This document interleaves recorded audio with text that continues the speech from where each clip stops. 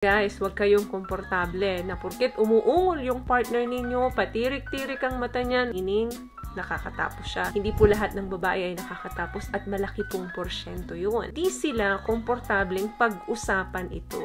Posibleng nahihiya sila or hindi talaga nila kayang sabihin dun sa partner nila.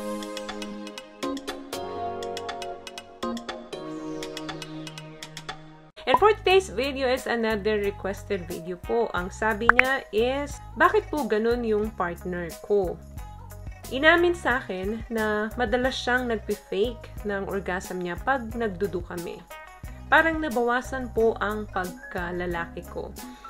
Medyo mahirap tong tanong mo, no? But let me try to help you para mas ma-enlighten ka at mas ma-enlighten din yung mga kababaihan na gumagawa nito, na pinifake nila yung kanilang orgasm. Alam nyo guys, pwede talagang ma-troubled yung relationship no kapag nakagawian ng babae na pinipeke niya yung kanyang pag-orgasm. Kaya nga diba, pagkatapos natin gawin ito, tinatanong natin yung partner natin kung nakatapos ba siya. At tinatanong ka din ng partner mo, ikaw, nakatapos ka din ba?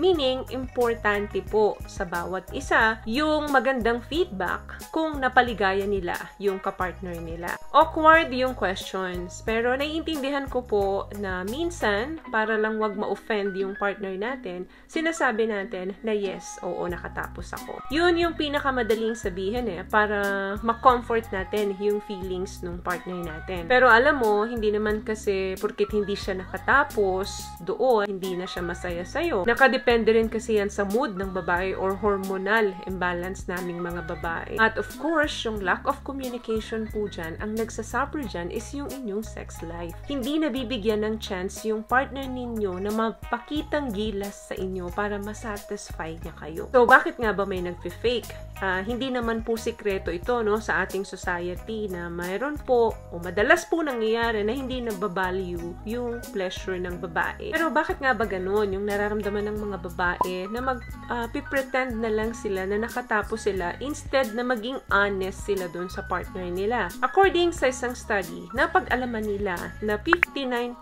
po ng mga kababaihan ay nagpi-fake ng kanilang orgasm. And 55% po ay nagsasabi na gusto nilang sabihin nila ito sa partner nila, pero at the end, nagde-decide sila na wag na lang pag-usapan. Bakit nila ito ginagawa? Here are the common reason po. 42% ayaw po nilang saktan yung feelings ng partner nila. And 40% hindi sila komportableng pag-usapan ito. Posibleng nahihiya sila or hindi talaga nila kayang sabihin dun sa partner nila. Ibig ko pong sabihin, malaki pong porsyento talaga sa mga kababaihan na nag-fake ng kanilang orgasm. Kaya guys, huwag kayong komportable na porket umuungol yung partner ninyo, patirik-tirik ang mata niya, meaning nakakatapos siya. Hindi po lahat ng babae ay nakakatapos at malaki pong porsyento yun. May video po ako na nagawa na senyales na nagpi-fake siya. Diyan, maglalabas po dyan. So, malalaman nyo dyan yung mga signs na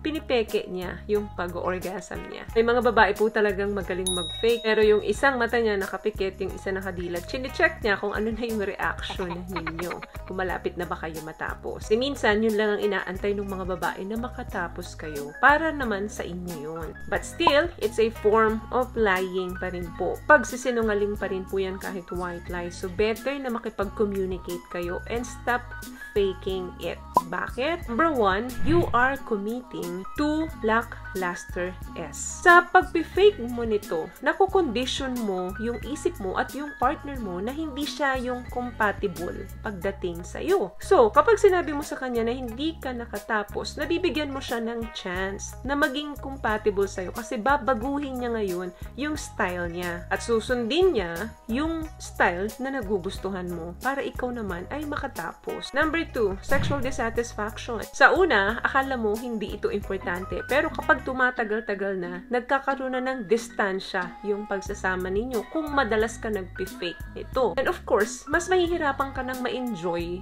mo yung moment na yon, yung pakikipagtalik doon sa partner mo. Ang worst dito, pwedeng ma-disconnect yung mind mo doon sa sensation mo. Meaning, mas mahihirapan kang ma-reach yung orgasm in general. Plus one, pwede pong magkaroon ng malaking issue ito doon sa relasyon nyo. Pag hindi mo po na-express yung sarili mo or nakakaramdam ka ng mga discomfort feeling doon sa partner mo, meaning, hindi healthy yung relationship nyo. And you need to get out of it or kailangan solusyonan mo ito. Kasi pwedeng mag-lead ito sa arguments, pwedeng maging defensive ka, and magkaroon ng mga verbal abuse. Ang S po, hindi lang yan SEX, then that's it. Ito po ay intimate part of your relationship. So, pag hindi po healthy ang inyong sex life, of course, hindi rin po healthy ang inyong romantic relationship. It is very important po na open ang inyong communication mag-asawa and cares about your satisfaction and your well-being. Kaya pag-usapan nyo po kung ano yung mga solusyon doon sa problema para po maibalik yung honest sex at maiwasan yung pag-fake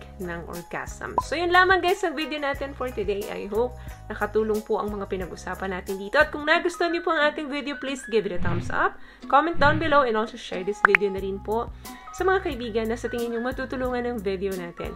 Once again, palagi po kayong mag-iingat at palagi po kayong manalangin. Thank you guys for watching and see you on my next one. Always love yourself and be a blessing. Bye!